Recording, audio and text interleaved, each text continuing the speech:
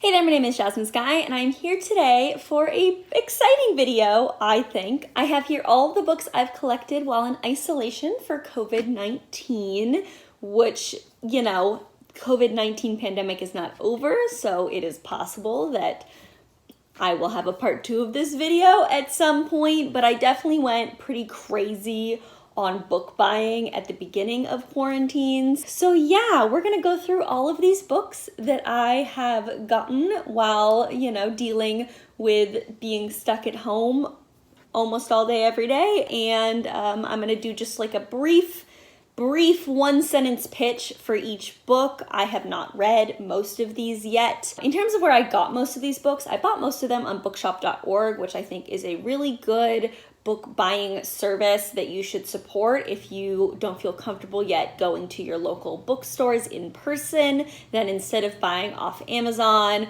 or Book Depository or any of those somewhat sketchy book buying sites, you should instead support bookshop.org because they give money back to independent bookstores, and you could even look to see what independent bookstores they are affiliated with to see if they are affiliated with your local bookstore.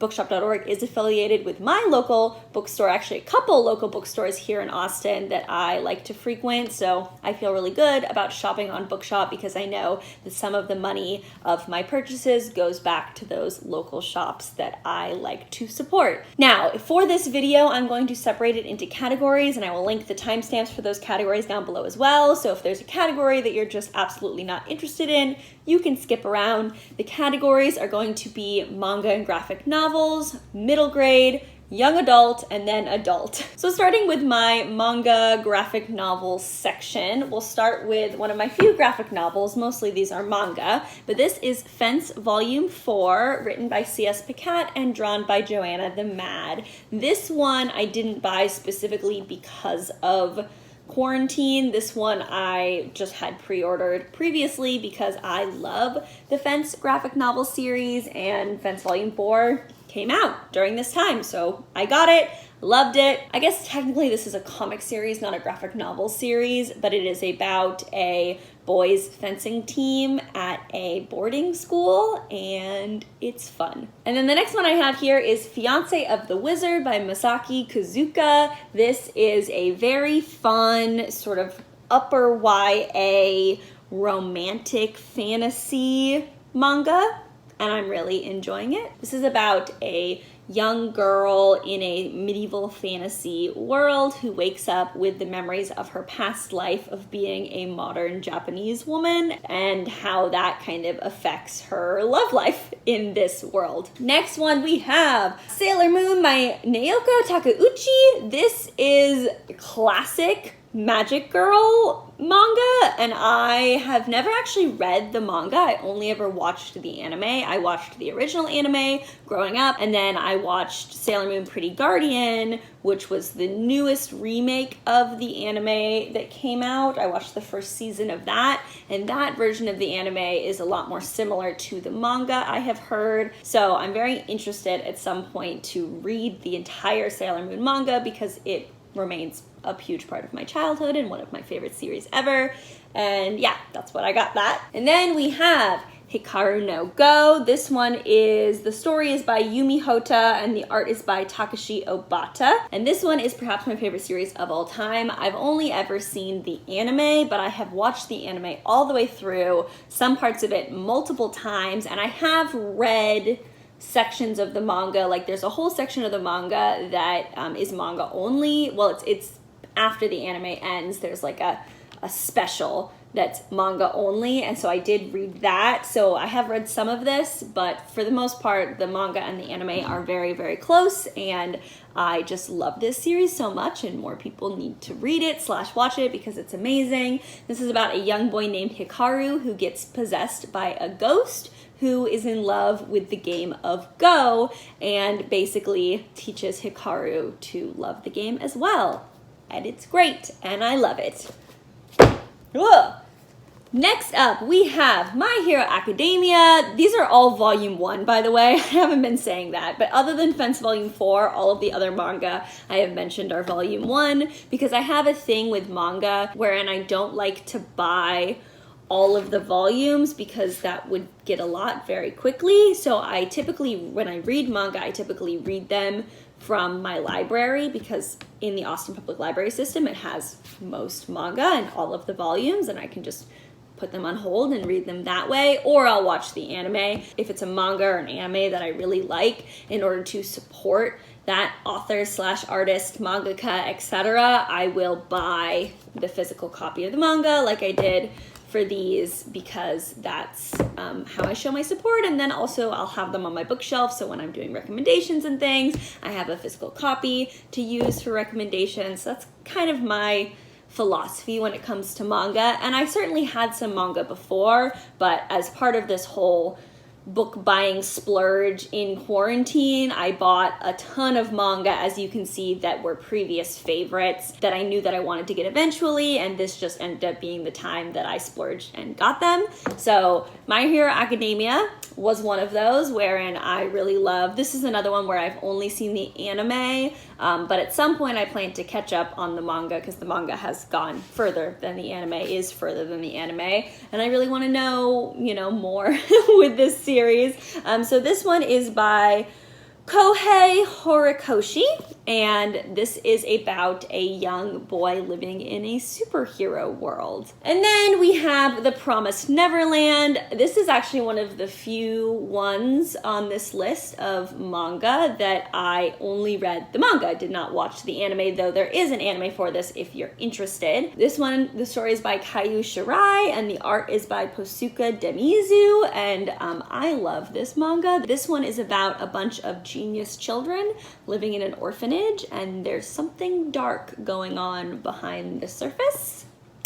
And I'm not going to say anything more than that because this is definitely one that you should just go into and experience, and I highly recommend it. And then we have my favorite ever sports story. I absolutely love Kuroko's Basketball, or Kuroko no Basket, depending on if you say it the English way or the Japanese way. This is about high school basketball players. It's about a group of basketball prodigies who were on the same middle school team and then all split up and went to different high school teams, and the result of that. Yes. So I love this series. If you like sports manga at all and you haven't given Kuroko's Basketball a try, highly recommend. Again, another sports themed story. This is actually the Chirp book by Ngozi Ukazu. This is a sort of companion book. It was part of a Kickstarter to Check Please, which is her originally webcomic and now has been published as a graphic novel duology, Check Please Volumes 1 and Check Please Volume 2, which is my favorite graphic novel series ever. And I just love it. It's about a young man named Eric Biddle who goes off to college and becomes part of the hockey team, and shenanigans. And the Chirp book that I got as part of the Kickstarter is like a collection of Eric's tweets and some extras and things like that. So as a big fan of the series, that's why I got this. And then finally, in the graphic novel manga section, we have Madoka Magica. This one was actually an anime first, and then they created the manga based off the anime instead of vice versa. And I do highly recommend the anime. This is the complete story of the initial Madoka Magica story, which has now expanded like beyond the initial anime that I watched, but I watched it when it came out. I adored Madoka Magica. I still adore Madoka Magica. It's just so well plotted. I love the characters, and I really am excited to have the complete omnibus of that story. So this one is another Magical Girl series, but it is a twist on the Magical Girl genre, and I don't want to say more than that, so you don't get spoiled if you haven't heard about this series. But if you like stories about teenage girls facing insurmountable odds, then I recommend this one. Okay, the stacks have decreased. We're gonna go next to middle grade. We have only 3 middle grade books because I don't read a lot of middle grade, but these 3 I was very interested in and I went ahead and bought because they seemed right up my alley and the reviews were good. So I bought Front Desk by Kelly Yang. This is supposedly a really hilarious middle grade standalone contemporary novel about a girl who works at the front desk of her family's hotel, and there's stuff about immigration and growing up and doing what's right and just lots of really important topics like that, but all put into a fun, mostly lighthearted middle grade story from what I've heard. And then we have two books that are part of the Rick Riordan Presents series, which is his series of showcasing stories with various mythologies from various cultures by own voices authors. So the first of that is Dragon Pearl by Yoon-Ha Lee. Yoon-Ha Lee is actually an author I really admire. I really love Nine Fox Gambit. This one is a middle grade science fiction, maybe science fantasy-esque, and I don't know a ton about it, but I know that it's Yoon-Ha Lee, and it's about a 13-year-old girl dealing with stuff in space, and I was excited, so I bought it. And then finally, we have Tristan Strong Punches a Hole in the Sky. This one is by Kwame Mabalia and another Rick Riordan Presents. Like I said, I believe it's the author's debut novel, and it's extremely well written from what I've heard, and just a really good, entertaining middle grade story. I'm just gonna end up having collected all of the Rick Riordan Presents novels because this is my fourth now, so yeah. Okay, let's get into this very large young adult stack. We have You Should See Me in a Crown by Leah Johnson, and then I'm going to go ahead and talk about that in conjunction with The Black Flamingo by Dean Atta. These two books I bought because I wanted to do the Queer Blackathon that happened on Juneteenth, and I realized that I did not have any books on my bookshelf about queer Black characters. I just didn't. And that was a huge miss from me. Yeah, so I looked up the best queer YA novels about Black main characters of the last couple years, and these two came up, so I bought them. They're both contemporary stories, different vibe though. This one's about a teenager who decides to run for prom queen, and this one's about a young man who gets into the drag queen world. So very interested in both of these. And then we have some books that I had pre-ordered because I already knew and loved the authors. So we have Sisters of Sword and Song by Rebecca Ross. I really like Rebecca Ross's debut duology, which starts with The Queen's Rising, and this is a Greek mythology story. It's a standalone about sisters, and that's really all I know about it.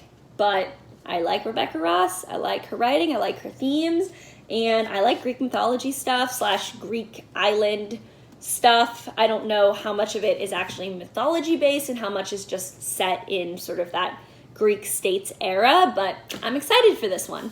And then we have The Night Country by Melissa Albert, which is the second book in the Hazelwood duology, which I read and liked, but I didn't want to give it like a favorites status until I'd read the second in the duology, because I'm very interested to see where the story goes. So at some point I need to read The Night Country and finish off that duology story. And the Hazelwood is about fairy tales come to life in modern day New York, except it's not the fairy tales we know, it's fairy tales that Melissa Albert created for the world of the story. So, which I really like, it's very creative, and there's some fun stuff in that. So check the Hazelwood out if you're interested in kind of urban fantasy stuff. And then along that vein, I also have Unravel the Dusk, which is the second of the Spin the Dawn duology. I loved Spin the Dawn. It was like Mulan meets Project Runway, was like the slogan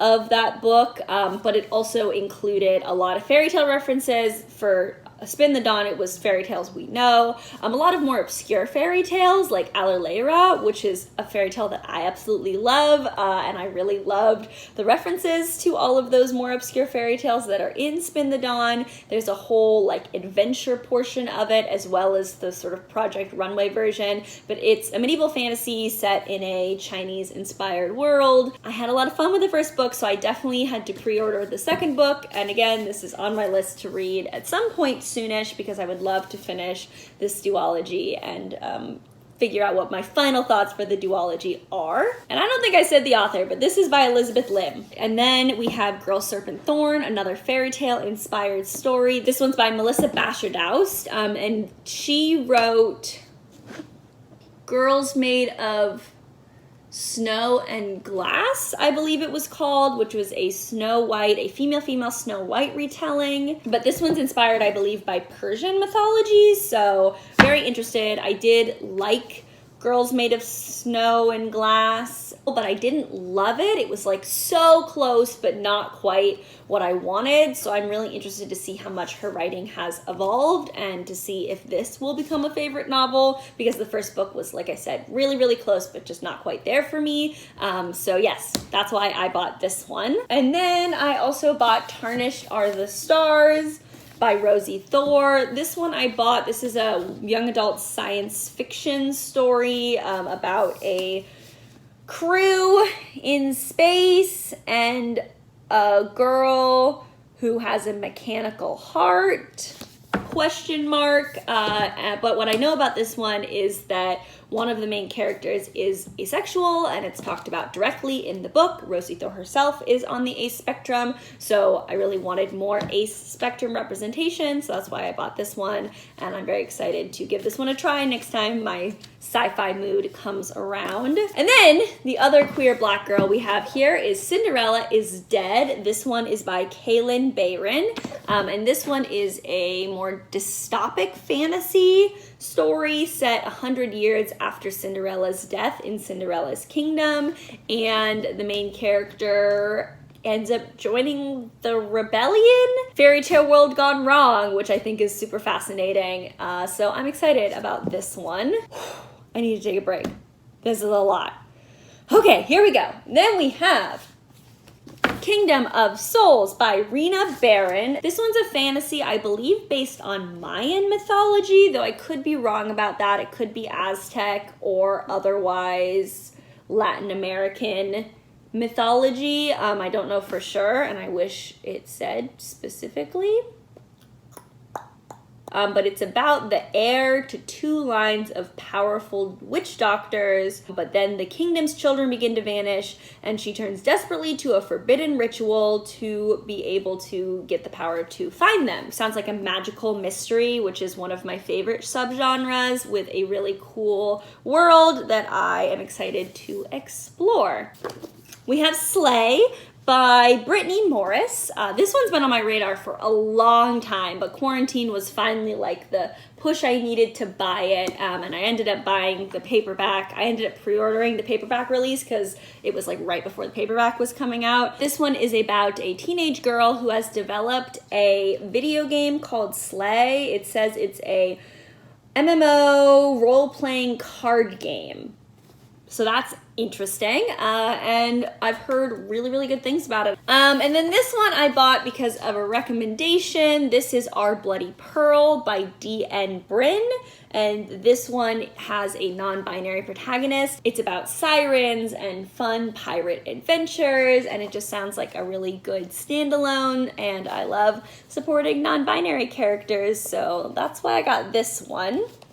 Speaking of pirates and non-binary characters, we have The Mermaid, the Witch, and the Sea, which again has pirates and mermaids and fun sea, ocean adventure stuff. And I believe the love interest in this one is non-binary in some way. I actually think that they are gender fluid, but I don't know for sure.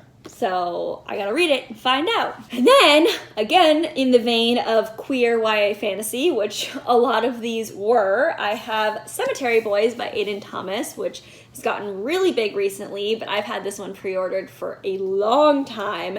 And this one is about a trans Latino boy who has magic. This one I think is a perfect October read because it gives me very Day of the Dead vibes. So this one is definitely gonna happen soon. Like probably the next on my reading list is this one. And then kind of along those same lines, though not the same, obviously, we have Labyrinth Lost. This one is by Zoraida Gordova. And this one's set in New York City, but it deals with the same kind of Latinx magic that is in Cemetery Boys, specifically Brujas. So we have a main character who is a Bruja, and at her death day celebration, she performs a spell to rid herself of her power, but it backfires.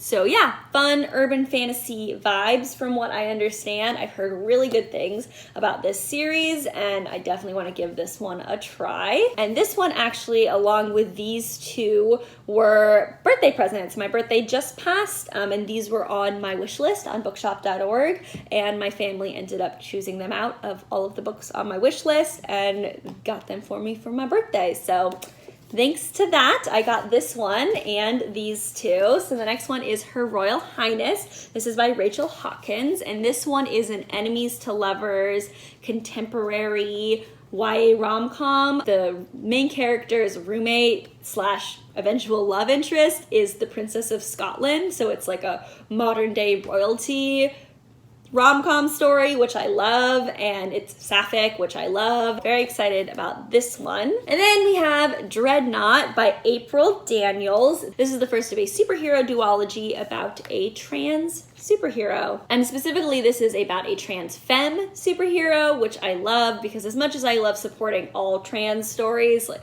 trans mask stories like Cemetery Boys tend to get more attention than trans femme stories, because trans misogyny is real. So I love that I now have a trans femme story set in a really fun superhero world to support and read next time I'm in a superhero mood. And finally, my last YA book that I got, this one I won in a giveaway, which was super, super exciting. And this is Raybearer by Jordan Ifueko. And this is a medieval fantasy inspired by, I believe, West African culture. But I do know because I watched one of the author's debut events online that there is the inspiration of a lot of cultures in this, like not just African cultures, but East Asian cultures, European cultures, like everything. She created her whole own set of kingdoms that are each kind of inspired and based off real world cultures, and a lot of real world cultures that aren't typically seen in medieval fantasy. So I'm really excited to see that because that's the kind of thing I like to do with my stories as well. And I've heard really fun things about the plot of this and the characters and stuff like that. This is about a teenage girl who has been tasked with killing the crown prince. Boo, ba-doo, boo!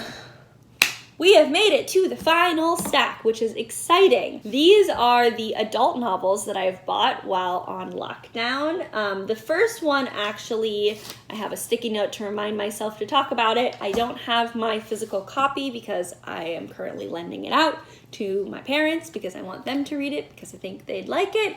And it's one of my favorite stories of all time. And that is The Empress of Salt and Fortune by Nevo. I've talked about this book a lot. This is a really fun Tor novella fantasy story. It's a story within a story. It has a non-binary protagonist and other queer storylines running in it. Very short, very powerful for its length, and I really love it and recommend it. And then along the lines of Tor novellas, we have this duology. This is Silver in the Wood and The Drowned Country, both by Emily Tesh. This is the Green Hollow duology. I read Silver in the Wood last year from the library, and I really, really liked it. And then when I saw that Drowned Country was coming out, I went ahead and bought both of them because It's great, and I'm so glad I did because I adored The Drowned Country, gave this duology 5 stars. Like, it's a lovely story. This is a sort of retelling of the Green Man myth, if you know the Green Man myth, which the Green Man is a type of mythological character or creature that exists in multiple cultural mythologies. But yeah, it's about a green man who lives in the Green Hollow and a young, potentially rich man who buys his wood and the stuff that happens after that. And it's fun. And then we have The Deep by Rivers Solomon. This is a story about a mermaid society that evolved from the African slaves that were pushed overboard on the way from Africa to North America. And apparently it's very intense, very impactful. According to NPR, it's immersive, gut-wrenching, and poetic. And it's specifically about the main character, Yetu, who holds all of the memories for her people. So it's about trauma, it's about being forced to carry trauma, being alone in your trauma, and things like that. And then this one is another story based off African mythology. I kind of, as you can see very quickly, was on a binge of stories based off variant African cultures because I wanted more on my shelf.